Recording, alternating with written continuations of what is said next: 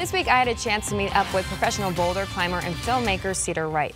His climbing resume is beyond impressive. He's climbed El Capitan free in a day. He's found difficult new alpine rock routes in places like Pakistan and Alaska. And if that wasn't enough, a few years ago he started paragliding. So he let me tag along to learn more about how he's trying to advance his flying skills. Rock it's solid, you can see it, you can hold on to it, and air is invisible. And it's much more fluid and ever-changing. Interacting with the air is different than interacting with the rock, and they both have their power, you know.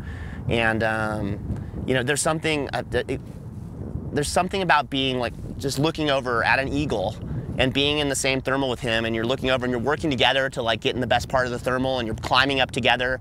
I mean, it's just powerful and you know, dare I say, spiritual. So initially, I was attracted to paragliding because I thought it would just be a cool way to get down. I thought I'd be able to climb to the top of the mountain and just glide down like a bird. That cool way to descend from a mountain sparked a new passion inside of Cedar. A lot of my friends will say that paragliding's a workout, you know, but they haven't been a professional climber for 20 years.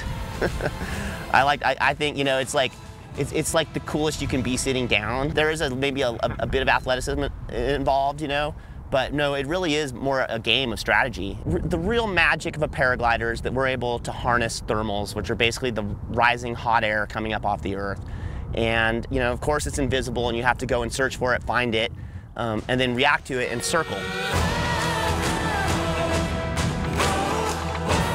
It's incredibly strategic and really cerebral, but at the same time, it's kind of like riding a bucking bronco in the sky. I think you figured out by now that Cedar lives for the thrill and the adrenaline rush. I get nervous or scared on every flight, for sure. Yeah, I have moments being nervous and scared every time I fly a paraglider, and rightfully so. We are land-based creatures, and so when we enter the air, it's natural to be a little bit nervous and afraid. And I would kind of wonder about you if you weren't a little bit nervous and afraid.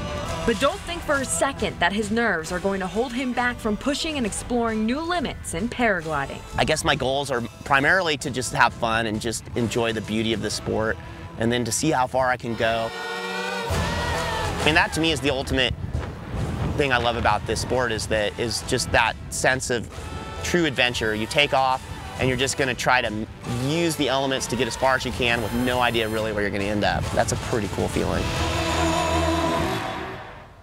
Now Cedar is trying to get in as much practice as he can because he's getting ready to compete in the U.S. Open paragliding competition in Washington starting July 8th.